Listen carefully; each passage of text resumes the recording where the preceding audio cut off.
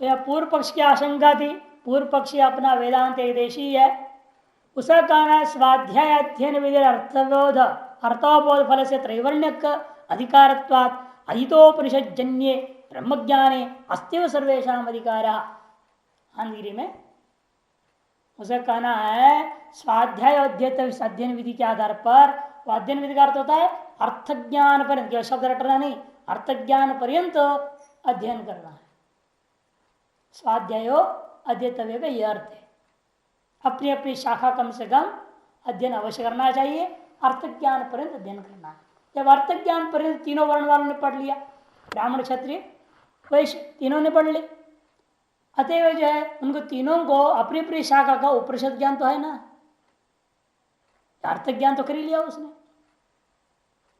त्रैवर्णिक अधिकारत्वात् अधितोपनिषद जन्ये ब्रह्मज्ञाने, जो उन्होंने उपनिषदों को पढ़ लिया, ब्रह्मज्ञाने जन्ये अस्त्य सर्वेशम अधिकार, इस सभी का अधिकार अवश्य मानना चाहिए।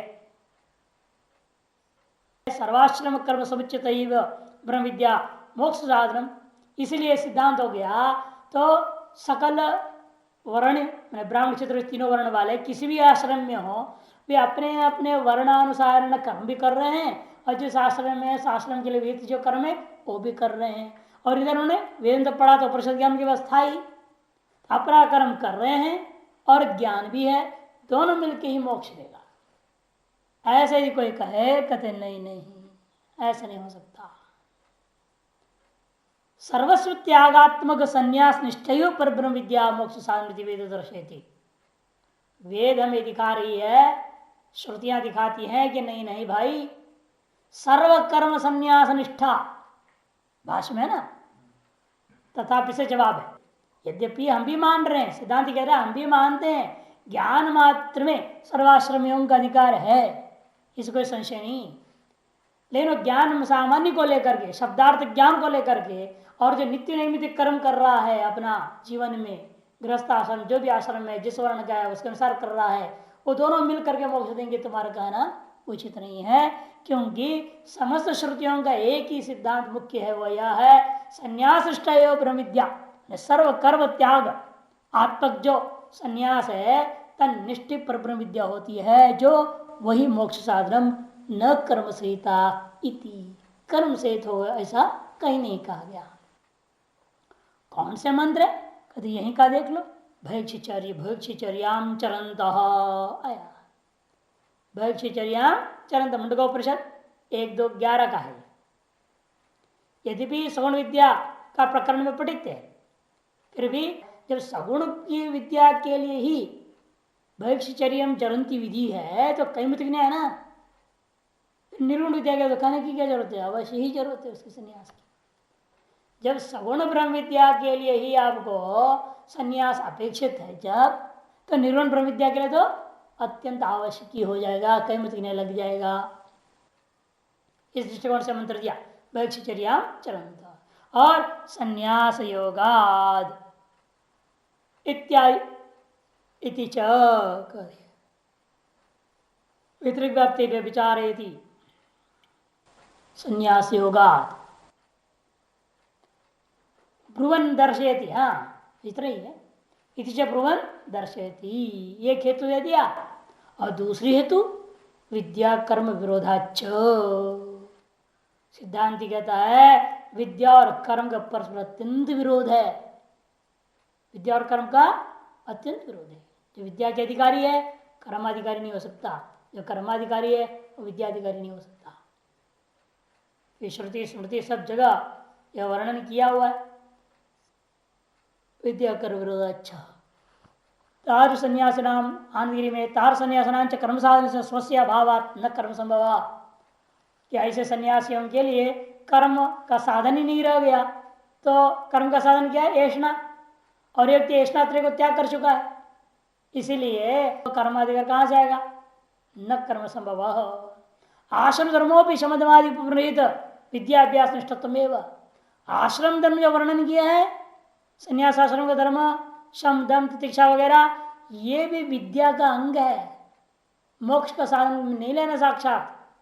शम दम आदि उपग्रहित विद्याभ्यास के लिए ही उपयोगी होता है, तेषाम शौच आचमनादिरपि तत्व न आश्रम धर्मो लोक संग्रहार्थात्। इधर शौच आचमन आदि का नियम है सन्यासियों के लिए भी, कहते वो भी जो है ना वास्तव में सन्यास आश्रम का धर्म जो वर्णन है वो भी लोक संग्रह के लिए होता है, ब्रह्म मोक्ष के लिए इसकी कोई आवश्यकता नहीं है।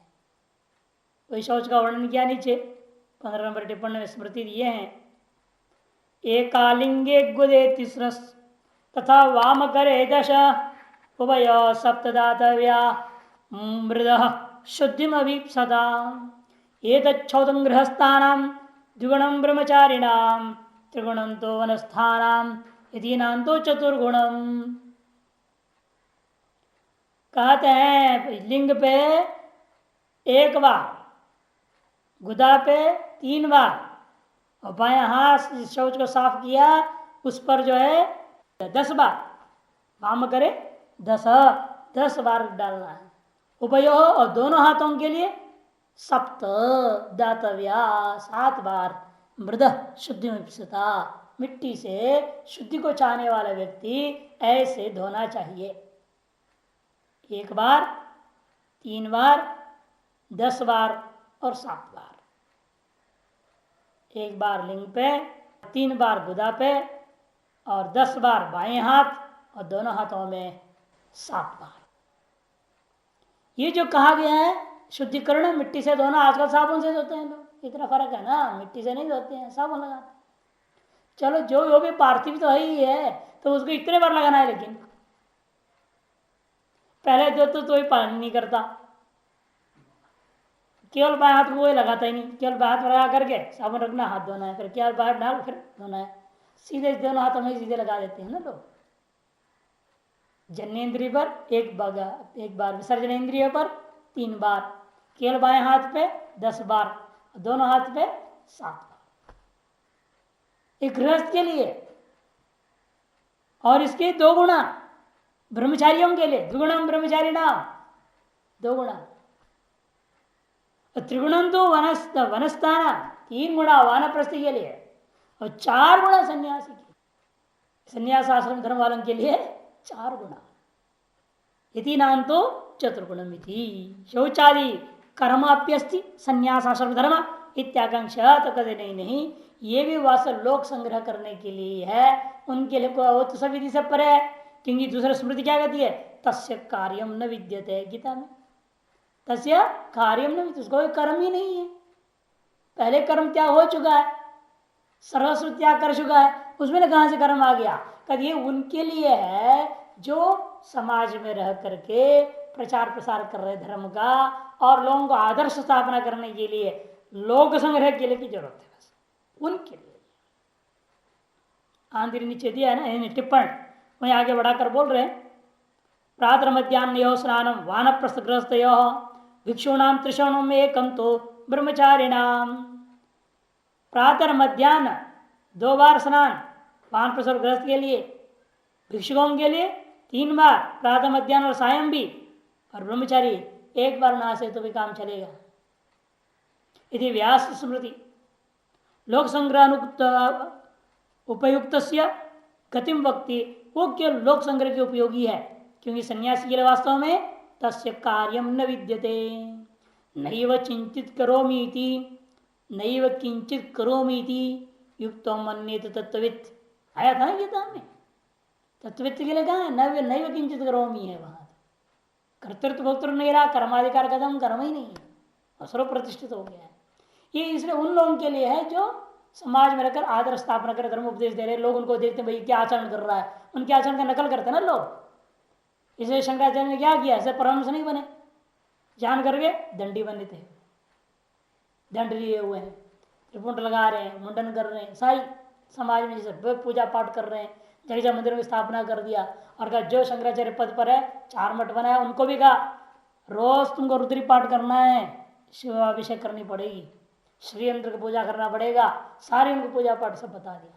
तुम नहीं करोगे, ये जो मठ से समय ग्रस्त भगत लोग है वो भी कुछ नहीं करेंगे। आराम से जो पकड़े अपने घुमे फिरे अपना कुछ नहीं, उसको तो अलग बात है, कोई नियम नहीं उसके।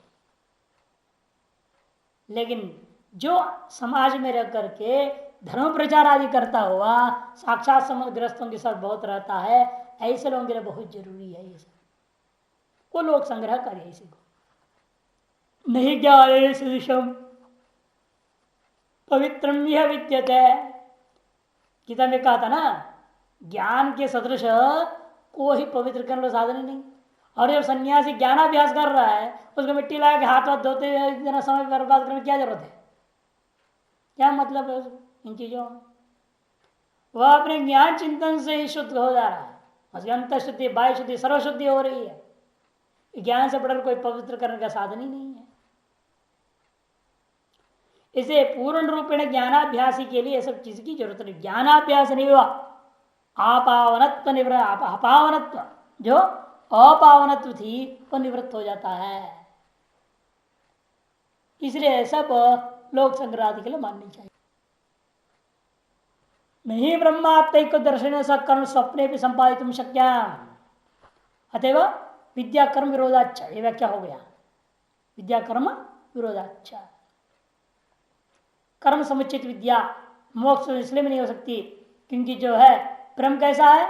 अकर्ता और अभोक्ता है, और उसका आप अभिमान कर अकर्तृ भोक्तृ ब्रह्म अहम अस्मि, है ना। कर्तृत्व भोक्तृत्व आदि रहित नित्य शुद्ध बुद्ध मुक्त स्वभाव सच्चिदानंद स्वरूप ब्रह्म मैं हूं, ऐसा चिंतन करने वाला कर्म कैसे करेगा? कर्म करने के लिए तो वेद बुद्धि चाहिए। द्वैत बुद्धि के बिना कर्म हो नहीं सकता। वो अमुक देवता है उसको मैं स्वाहा करूंगा, आरती उतारूंगा, हवन लग करूंगा, जप करूंगा, सब भेद निश्चय ही है। इसलिए विद्या और कर्म का विरोध स्पष्ट है। अतः कर्म निवृत्ति मोक्ष साहित्यम ज्ञान से न कर्मणा आनंद स्पष्ट करते हुए रहे हैं, कर्म निवृत्तिया एवं मोक्ष होता है। इसे साहित्य ज्ञान का कर्म के साथ नहीं हो सकता, क्योंकि न नैव किंचित करोमि न करोमि रहता है किसमें? विद्यावान को, और अज्ञानी में कर्मी को अहं करोमि, एक कर्म करिष्ये, संकल्प ही तो करेगा। इसे ये कहता है करोमि, वो कहता है ना करोमि। ये विद्या और कर्म समझे कहां से हो जाएगा? परस्पर विरुद्ध है। नहीं ब्रह्मात्मक दर्शन सह कर्म स्वप्ने भी संपादित शक्यम, भाष्यकार कहते इसलिए वास्तव स्वप्न में भी कोई व्यक्ति यह कह नहीं सकता है कर्म और ब्रह्मात्मक ज्ञान दोनों का समुच्चय होता है, ऐसा संपादन स्वप्न में भी नहीं कर सकते। तो जागृत में तो दूर की बात है। विद्या काल विशेष अभावात अनियत निमित्तत्वात् काल संकोचन पुत्ति ही, और सबसे दूसरी समस्या यह भी है ना, कर्मकांड के लिए काल का है। सुबह करो, प्रातः जो होती, सायं जो होती, नियम है ना, प्रातः सहार संध्या उपासित, तो उसकी समय निश्चित है, देश निश्चित है, निमित्त सारा वस्तु आदि निश्चित है।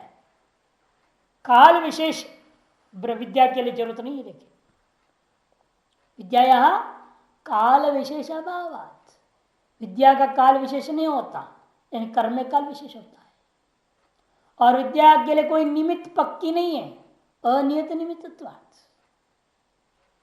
काल संकोचन बुद्धि है, काल संकोच करना बिल्कुल उचित नहीं होता। नीचे टिप्पण कर समझा रहे, इसीलिए काल इत्यादि ने यथा नित्य से संध्या वंदनादि नियत कालत्वात् काल संकोच, नियत काल से उसका काल संकोच है, अमुक टाइम में ही करना अमुक टाइम में नहीं करना पक्का है। लेकिन ब्रह्म विद्या 24 घंटा का चिंतन करो, कौन रोक रहा है? कोई आपत्ति नहीं। टॉयलेट में बैठे शौच हो रहा है, ब्रह्म चिंतन करो, हम ब्रह्मास्मि, कोई आपत्ति नहीं है। लेकिन तो कहेगा टॉयलेट में बैठ के माला फेरो, माला चला, माला घुमा सकते टॉयलेट में बैठ गए? नहीं हो सकता, कि उसके लिए देश पक्का है, काल पक्का है, कहाँ बैठना, एक आसन में बैठो, ऐसे ही बैठो, इस दिशा में करके बैठो, आप ब्रह्म चिंतन करने लेटे लेटे भी करो, उल्टा लेटे करो, सीधा लेटे करो, मर्जी तुम्हारी। ब्रह्म चिंतन के लिए ना आसन का है, ना दिशा का है, ना काल का है, कोई नियम नहीं। इसे कहते हैं टिप्पण साफ साफ यथा वा नैमित्तिक पुत्र जन्मादि नियत निमित्तकत्वम इस नैमित्तिक कर्म में क्या होता है? पुत्र जन्मादि निमित्त अनेकों संस्कार आदि हो जाते हैं। वैसे यहाँ काल संकोचो जैसा है न तथा उत्पन्न विद्या, जिसके अंदर ब्रह्म विद्या उत्पन्न हो गई है उसके लिए ऐसा कोई काल का संकोच नहीं, कोई निमित्त होकर के कारण नहीं, किसी भी कारण से नहीं हो सकता। न तथा नोत्पन्न विद्या काल निमित्त नियम काल संकोचन काल विशेष भाव गीता में नहीं किंचित करोमि युक्तो मन्य तत्व इत्यादि स्मृतियां प्रमाण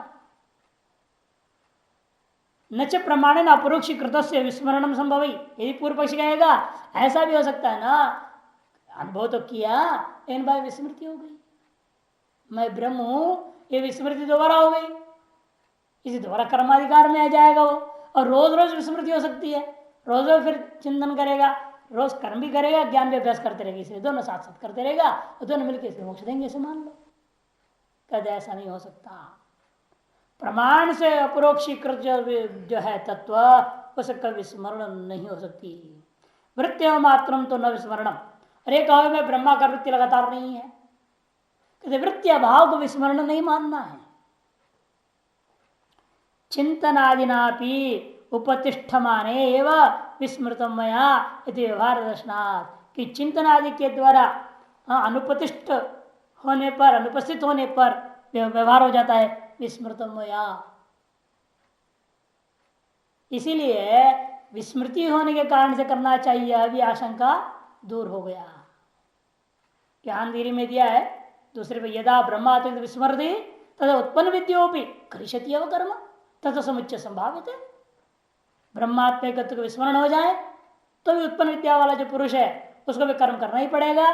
जब कर्म करेगा तो कर्म ज्ञान समुच्चय होकर के मोक्ष होगा, ऐसा भी आप नहीं कह सकते इतना वाच्या। क्योंकि विद्या का काल, कर्म, देश, कोई चीज का संकोच नहीं हो सकता।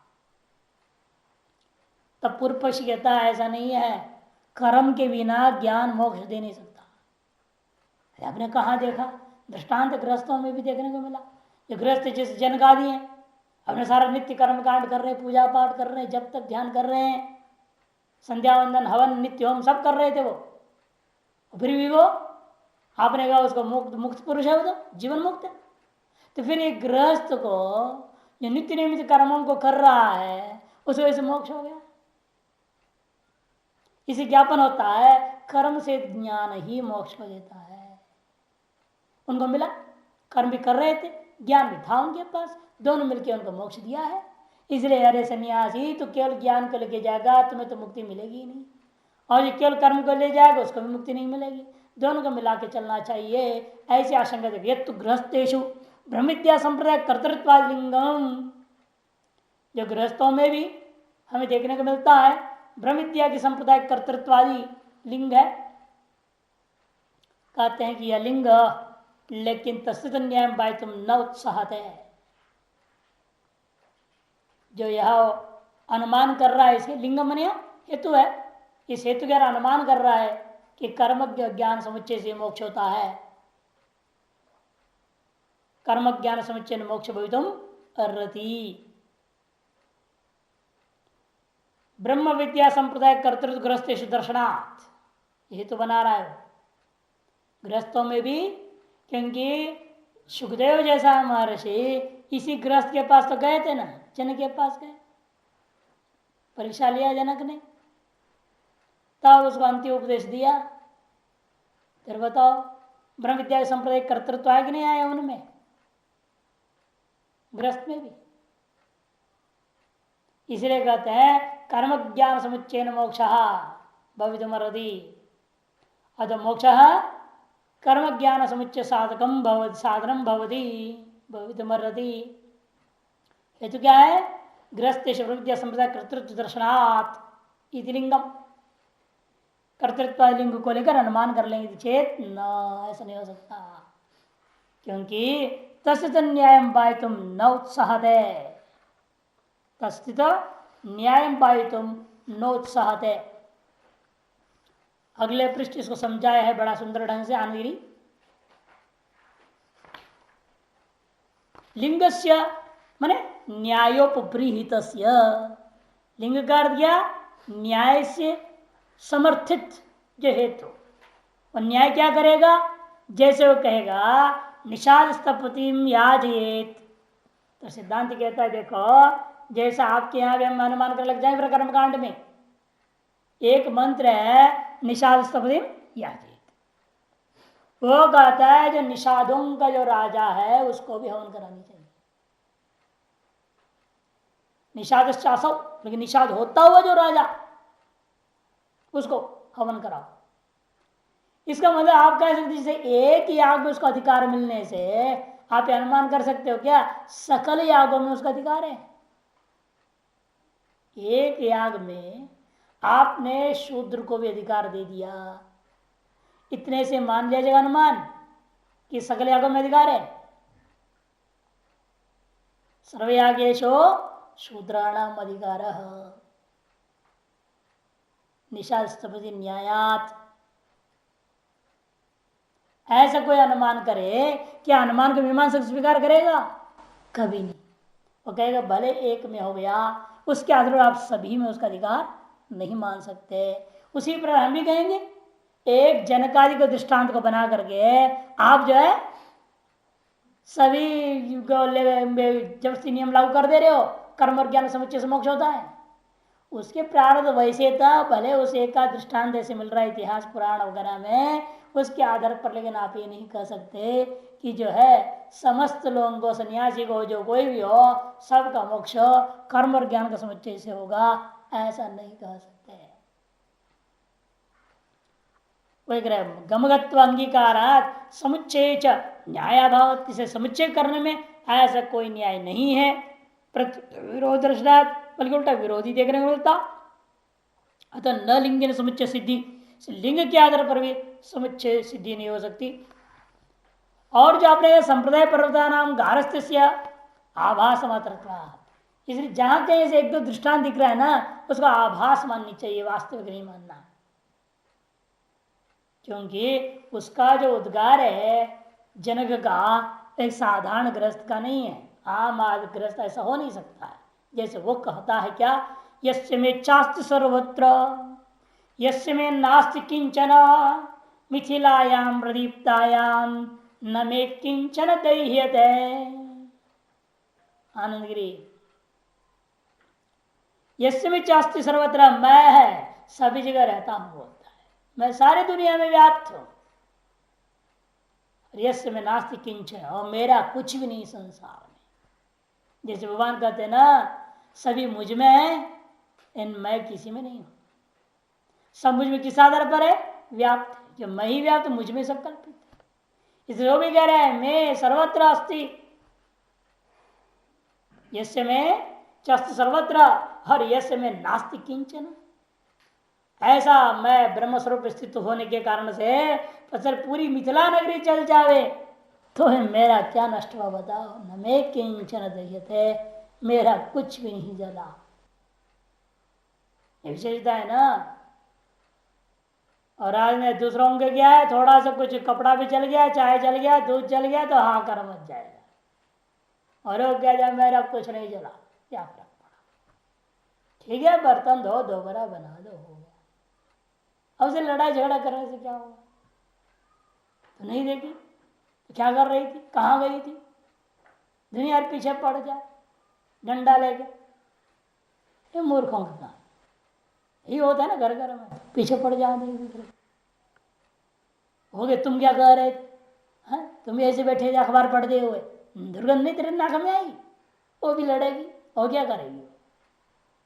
तो गधा बने बैठा हुआ, गंद भी नहीं आया तेरे को, और मेरे पीछे पड़ा। आपस में लड़ते, गुरु चले आश्रम में लड़ेंगे, पति पत्नी घरों में लड़ेंगे। ये संसार चलता है। यह बड़ा आश्चर्य है। ज्ञान सुनना बड़ा आसान है, जीवन में उतरना बड़ा कठिन काम है। जनक जैसे गृहस्थ बने रहना कोई आसान है? कुछ भी हो जाए, रोटी जल जाए तो थाली उठा के फेंक देते हैं, गुस्सा होते हैं। वो कह रहे सारी नगरी जल जाए तो मेरा क्या गया, मेरा कुछ नहीं पड़ा, मैं तो अपने आनंद रूप। इसलिए बड़ा कठिन काम है ये ब्रह्म ज्ञान का मामला। इसे ग्रस्त होकर गए ब्रह्म ज्ञान को पछाना इतना आसान नहीं है जनकादि के समान। और सन्यासियों को ही नहीं पच रहा है तो दूसरों को क्या पचेगा? आजकल तो ये हालत है। इसलिए वह आभास मात्र करके समझो। नहीं विदिशते ना भी तम प्रकाश एक संभव शक्य कर तुम किमुत लिंग केवल यदि सैकड़ों विधियां मिल करके अंधकार और प्रकाश को एक कर सकता है क्या? सब विधियां करते रहो, जितने विधान कर डालो, कुछ भी उपाय करो, इन अंधकार और प्रकाश का एक हो नहीं सकता। उसमें कर्म और ज्ञान कभी समुच्चय भी नहीं हो सकते। तात्पर्य कर्म और ज्ञान अंधकार और प्रकाश के समान, अविद्या और विद्या है। ये अविद्या और विद्या, अविद्या अंधकार है, विद्या प्रकाश है। जैसे ज्ञान प्रकाश और अंधकार को आप एक ही करण नहीं कर सकते, किसी भी प्रक्रिया से, किसी भी साधन से, हजारों विधियों के द्वारा भी उसी प्रकार से कर्म और ज्ञान का समुच्चय तुम किसी के द्वारा सिद्ध नहीं कर सकते। क्या तुम के लिंगों से करोगे? कैमितिक ने लगा दिया किमुत लिंग केवल लिंगों की इस्तेमाल करके तुम कैसे सिद्ध कर डालोगे? कर्म और ज्ञान का समुच्चय मैंने कभी तुम सिद्ध नहीं कर सकते। इस प्रकार संक्षिप्त शास्त्रार्थ को समाप्त करके एवं मुक्त संबंध प्रयोजनाया उपनिषदो अल्पाक्षरम ग्रंथ विवरणम आरभ्यते। इस प्रकार से कहे हुए संबंध और प्रयोजन वाला ये वाली जो इस उपनिषद के ऊपर हम थोड़े ही शब्दों में ग्रंथ विवरणम आरभ्यते, अल्पाक्षरम ग्रंथ विवरणम, थोड़े अक्षरों में इस ग्रंथ की व्याख्या आरंभ करते हैं।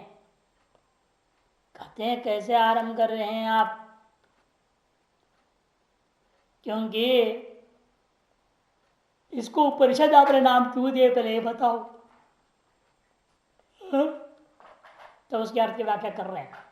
ये इमाम ब्रह्म विद्या उपयंती, यह इमाम ब्रह्म विद्या उपयंती आत्मभावेन श्रद्धा भक्ति पुरस्सरा संता तेषाम गर्भ जन्म जरा रोगादि अनर्थपुगम निशातयति। उप और नी ये दो उपसर्ग है। शदलरी धातु विशरण गति और अवसादन अर्थ में है। विशरण मने ढीला होना, गति मने आगे बढ़ना, और अवसादन में नाश होना। ये तीनों त्याग कैसे घटेगा बताइए? ब्रह्म विद्या उपयंती, तब कहते उप उपसर्ग के लिए ले रहे, उप और नी उपसर्ग इकट्ठे अर्थ कर रहे हैं। जो व्यक्ति इस ब्रह्म विद्या के शरण में चला जाता है, ब्रह्म विद्या उपयंती शरणागतो भवति, केंद्र रूपेण हो जा रहा है, भेद दृष्टिया नहीं। अहमैव ब्रह्म ऐसा भी नहीं, अहम ब्रह्मैव, इसे कहते आत्मभावेन। कैसे जा रहा है? आत्मभाव से जाता है। और वहां केवल आत्मभाव से जाने से भी काम चलेगा नहीं। श्रद्धा भक्ति पुरस्सरासंद, श्रद्धा और भक्ति से युक्त होकर के आत्मभाव से जिस ब्रह्म विद्या की शरणागत हो जाते संता, तेषाम उन लोगों के प्रति क्या होता है? पहले गर्भ जन्म जरा रोगादि अनर्थ भुगम निशाति, गर्भवास तत्पूर्वक जन्म जरा रोगादि जो अनर्थ समूह है, भूगमन समूह, निशातित मैंने शिथिली करोती, ढीली पड़ जाती है। जब वो ढीली हो जाती है तब परम व ब्रह्म गमयती, तब पर ब्रह्म की ओर आपके अंतःकरण के विचार विवेचन चिंतन मनन निध्यासन होने लगेगा। तब अविद्या संसार कारणम च अत्यंतम अवसादी विनाशिती थी उपनिषद। अविद्यादि संसार का जो कारण है उसको अत्यंत रूपेण आत्यंतिक नाश कर देने का ना होने करने से इसको हम नाम रख दिए हैं उपनिषद। कठोपनिषद में भी विस्तृत रूप में व्याख्या किए तो उपनिषद का, अब यहाँ भी संक्षेप में उपनिषद की व्याख्या कर दी है। उपनी पूर्वस्य सदर एवं अर्थ स्मरणात्, उप और नि इन दो उपसर्गों का मिला हुआ सद से पूर्वक सद धातु का यही अर्थ स्मृतियों में भी बताया गया है। ये सब पूर्व में कहा हुआ को ज्ञ संन्यास और अज्ञ संन्यास, दो प्रकार के संन्यास मान की व्यवस्था शास्त्रार्थ जो बताया गया तो ग्रहण करना है। अज्ञ सन्यासी के लिए सभी विधि नियम लागू होता है और ज्ञ सन्यासी के लिए कोई विधि नियम नहीं है। जैसे हम लोग विद्यार्थियों क्या कर, जब तक पढ़ाई लिखाई कर रहा है सब नियमों में रहना पड़ेगा। जितना वो नियमों में रहेगा उतनी ही जल्दी उसको विद्या सफल होगी, और जितना लापरवाह करता है उतना ही वो ज्यादा समय लगता है या पढ़ भी लेता है तो उसको विद्या की प्राप्ति नहीं होती। ये देखने को मिलता है कि विधि नियम सब कुछ ज्ञानाभ्यास काल में ही है, ज्ञानानुभूति उत्तर काल में नहीं है। ये ध्यान रखना। अब संप्रदाय वर्णन कर रहे हैं। ओम ब्रह्मा देवानां प्रथम संबभूव विश्वस्य कर्ता भुवनस्य गोप्ता स ब्रह्म विद्यां सर्व विद्या प्रतिष्ठां अथर्वाय ज्येष्ठ पुत्राय प्राह। ओम, किसी उपनिषद हो कोई भी ग्रंथ का अध्ययन के शुरू में आदि में ओम, मध्य में ओम, अंत ओम को उच्चारण किया जाता है, परंपरा है। उसके अनुसार ओम का उच्चारण हो गया ऐसा मान लो। अतः दूसरा पक्ष है ओम ही परब्रह्म है, उस परब्रह्म में ही कल्पित है यह ब्रह्मा हिरण्यगर्भ। ब्रह्मा से क्या लेना है? हिरण्यगर्भ को लेना पड़ेगा, क्योंकि कहते देवानां प्रथम संभव, जो इन समस्त देवताओं के पेशा से सबसे पहला पैदा हुआ है वो विश्वस्य कर्ता, हर विश्व का निर्माता है, और संपूर्ण भुवन का पालयिता भी है, भुवनस्य गोप्ता। इसे विशेषण इसलिए दे रहे हैं बताने के लिए, जिस ब्रह्म विद्या के प्रथम आचार्य जो हिरण्यगर्भ है वो कोई साधारण नहीं है, तो सारा विश्व का सृष्टि किया उसी ने, और विश्व आज भी यदि टिका हुआ है तो उसी की वजह से टिका हुआ, उसी ने पालन कर रहा है, तभी हम सब हैं, नहीं तो नहीं। वही संचालन कर रहा है, जो सारे विश्व को जानता है और संचालन करता है, उस ज्ञान कोई साधारण नहीं होगा। ऐसे महान व्यक्ति के द्वारा यह वह ब्रह्मा ने क्या किया? ब्रह्म विद्या सर्वविद्या प्रतिष्ठान, इस ब्रह्म विद्या को, कैसी ब्रह्म विद्या? ये सर्व विद्या प्रतिष्ठान, सकल विद्याओं की प्रतिष्ठा है, ऐसे समझो। माने सकल विद्याओं की परिसमाप्ति में है, इसी में है। ये पा लिया तो सारी विद्या आ गई, नहीं इस बात की सारी विद्या पढ़ ले, नहीं है तो बेकार ही है वो सब, क्या नित्य फल देने वाला है? सारी विद्याएं आपको अनित्य फल ही देते हैं ना, एक ब्रह्म विद्या को छोड़ करके। इसे बाकी 64 विद्याएं पढ़ लिया आपने, ब्रह्म विद्या नहीं पढ़ा तो बेकार हो गया। मुख्य रूपे ना 64 विद्याएं मानी गई शास्त्रों में, 10 को महाविद्याएं कही गई है, 10 महाविद्याएं, 64 विद्याएं, उन्हीं 64 में से 10 है वो। तो ऐसे इनको सब ग्रहण करो तो भी एक संसारी विषय के ज्ञान होने के नाते वो अनित्य है, व्यर्थ ही होगा। अतएव कहते हैं सकल विद्याओं के प्रतिष्ठा रूपा है यह, सकल विद्या पर यह समाप्ति को प्राप्त होते हैं जिसमें वह ब्रह्म विद्या, उसको उसने किन के लिए कहा? अपना ही ज्येष्ठ पुत्र अथर्वा के लिए कहा है। ज्येष्ठ पुत्राय अथर्वाय आह प्राह, प्रकृष्ट रूपेण आह। अथर्वाय चतुर्थ्यंत जो हुआ एक छांदस है, क्योंकि अथर्वन ये क्या है? वास्तव में नांत है, क्योंकि आगे देखो दूसरे मंत्रेश्वर में क्या कहेंगे? अथर्वणे याम प्रवदेत, चतुर्थ में क्या बनाया? अथर्वणे। जिस विद्या को अथर्वा के लिए ब्रह्मा ने कहा था, उसी विद्या को अथर्वा ने अथर्वा ताम पुरोवाचंगिरे, है ना? वहां प्रथमांत क्या है? अथर्वा, चतुर्थ्यंत अथर्वणे, और यह चतुर्थ्यंत क्या कर दिया? अथर्वाय। नांत को अदंत कर दिया, नकार लोप छांदस, अदंत मान लिया और चतुर्थ बना दिया अथर्वाय। छांदस अंत मानना, क्योंकि द्वितीय मंत्र में स्पष्ट ही है, वहां एक चतुर्थ्यंत का भी रूप दिया अथर्वा शब्द का, और प्रथमांत का भी रूप दिया, उसे नांत कर स्पष्ट हो रहा है। भाष्य ब्रह्मा कैसा है? ब्रह्मा परिवृढ़, परिवृढ़, परिवृढ़त्व क्या है ब्रह्मा में? धर्म ज्ञान वैराग्य ऐश्वर्य सभी के सभी उतनी है जो सभी को अतिक्रमण करके संसार में जो भी पैदा होता है हिरण्यगर्भ से बढ़कर के इसके पास ज्ञान कुछ भी नहीं हो सकता।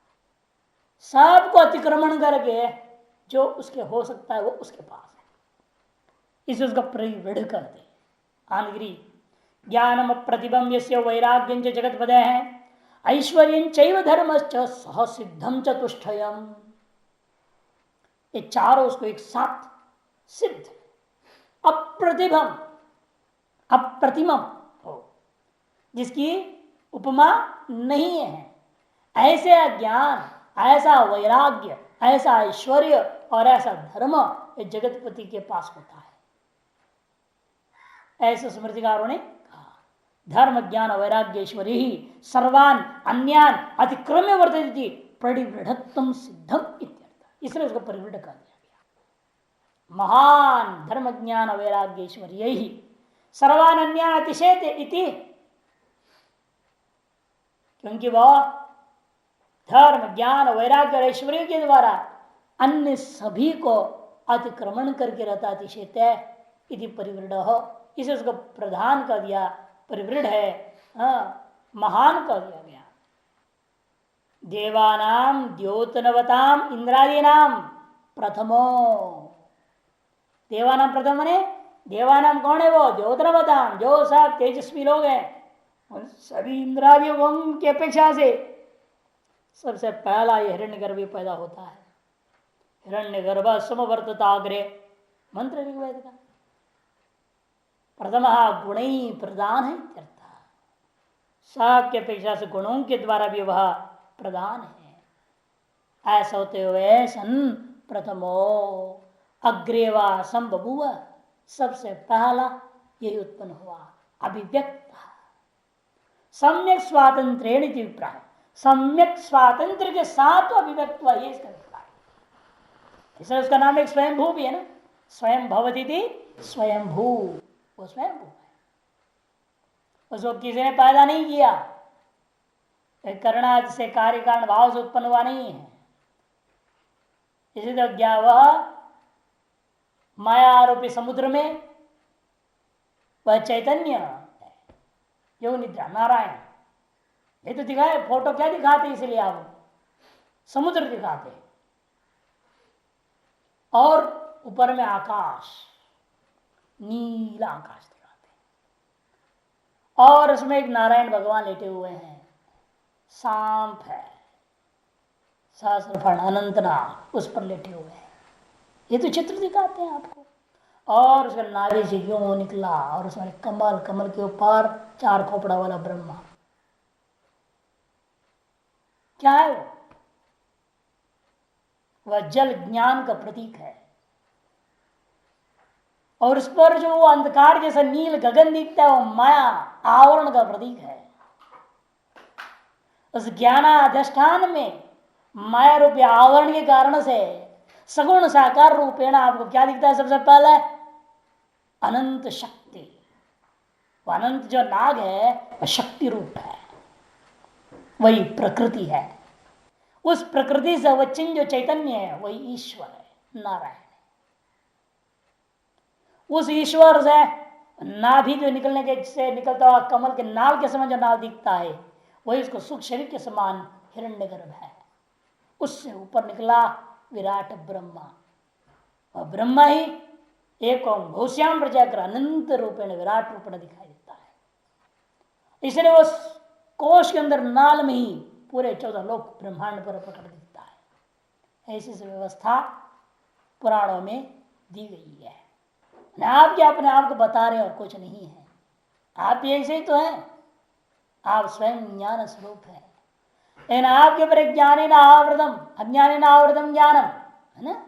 अज्ञान के द्वारा आवृत ज्ञान है ये, तो आपकी अज्ञान आपका आवरण कर दिया। आवरण करने से ज्ञान से क्या हुआ? विद्या के द्वारा तो आप परिच्छिन्न हो गए, आपके कारण शरीर प्रकट हो गया। वह कारण शरीर में अविद्या शक्ति है, उस शक्ति से युक्त होकर आपके कारण शरीर से सुख शरीर प्रकट हुआ है या नहीं? वह सुख शरीर ही हिरण्यगर्भ है। व्यष्टि में उसका नाम क्या पड़ गया? तेजस। कारण शरीर को प्राज्ञ, और सूक्ष्म शरीर को तेजस। और वहीं से आपने क्या हुआ है, अपने नाभि से निकल गए। नाभि से तो पैदा होता है आदमी, नाभि से सब जीवन है, गर्भ के अंदर बाहर भी। बाद में नाभि बंद हो जाता है, मुंह से खाने लग जाते हैं हम लोग। नहीं तो नाभि से तो सब मिल रहा था, राशन पानी गर्भ के अंदर। तो वहां से प्रकट हुआ एक विराट स्थूल शरीर प्रकट हो गया। इसलिए कहते हैं कि ऐसा ये विशेषता समझना चाहिए। संप्रथमो अग्रेवा संभव अभिव्यक्त सम्य स्वातंत्र्येण इति विप्राय यो सवतीन्द्रियो अग्राह्य सूक्ष्म व्यक्त सनातन सर्वभूतमयोचिंत्य सएव स्वयं उद्भव। आनंदगिरी में श्लोक दिया, यो असो जो ऐसा है वह अतीन्द्रिय है, वो आपकी इंद्रिय मोह स्थूल इंद्रिय से ग्रहण नहीं होता। अग्राह्य सूक्ष्म, क्योंकि सूक्ष्म है, अव्यक्त है, सनातन है, सकल भूतमय है, अचिंत्य है, वह स्वयं ही उद्भव प्रकट हो गया। स्वयं उद्भूत शुक्र शोण संयोग मंत्रेण आविर्भूत इति स्मृत है। स्वयं उद्भूत है वो, शुक्र शोणिकादियों के संयोग से उत्पन्न नहीं है, ऐसा श्रुति स्मृतियां बताती हैं। न तथा यथा धर्माधर्मवशात संसारिणो अन्य जायन्ते।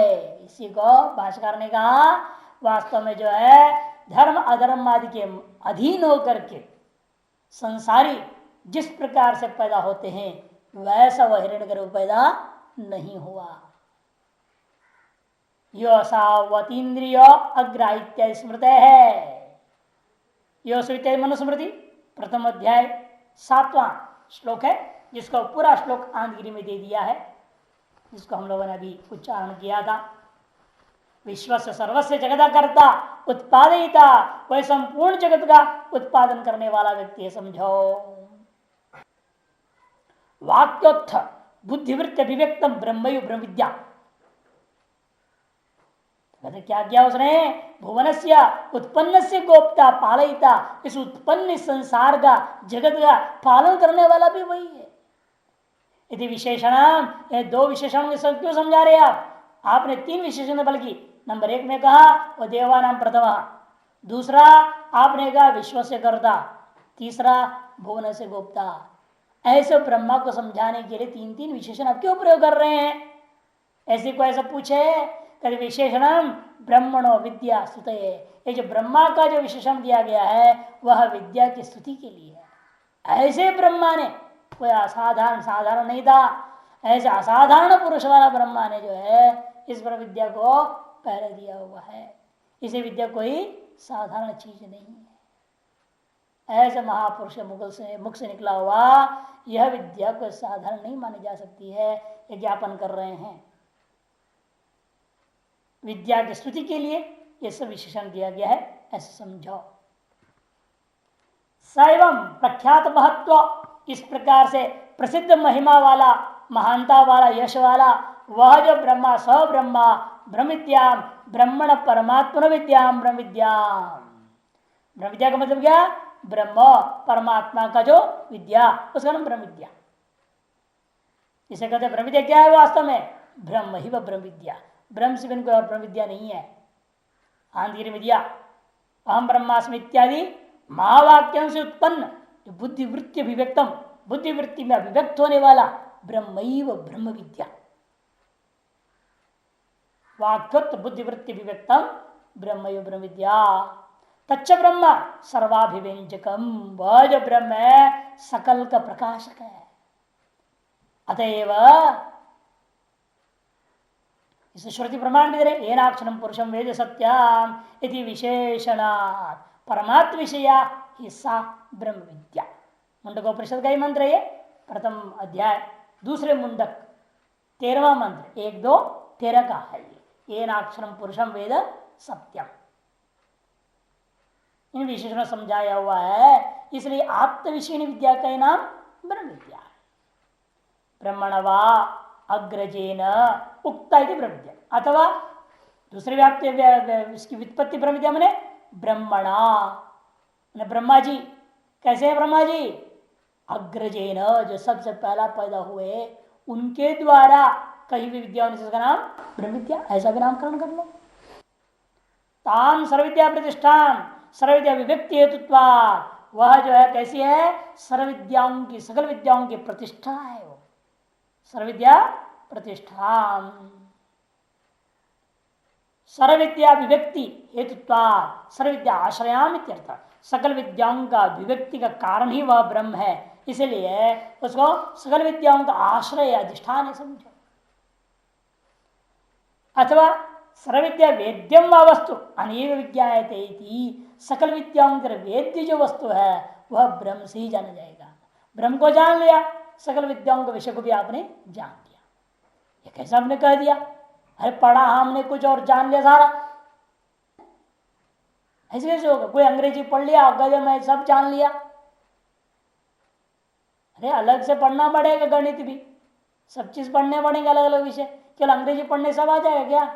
गणित आ जाएगा, विज्ञान आ जाएगा, सब आ जाएगा? ऐसे नहीं होता। अब आप कैसे करो, ब्रह्म को जान लें, सब जान लिया, सारे विद्याओं के विषय जान लेंगे हम, ये तो नहीं हो सकता। तब कहते नहीं, श्रुति कहती ये ना श्रुतम श्रुतम भवति अमदम मदम अविज्ञात विज्ञातमिति श्रुतय है। जिसके जानने के बाद अश्रुतम श्रुतम भवति, न सुना सुन लिया गया, न मनन किया मनन कर लिया गया, न अनुभूत भी अनुभूत हो जाता है, ऐसी श्रुति है, इसमें प्रमाण है।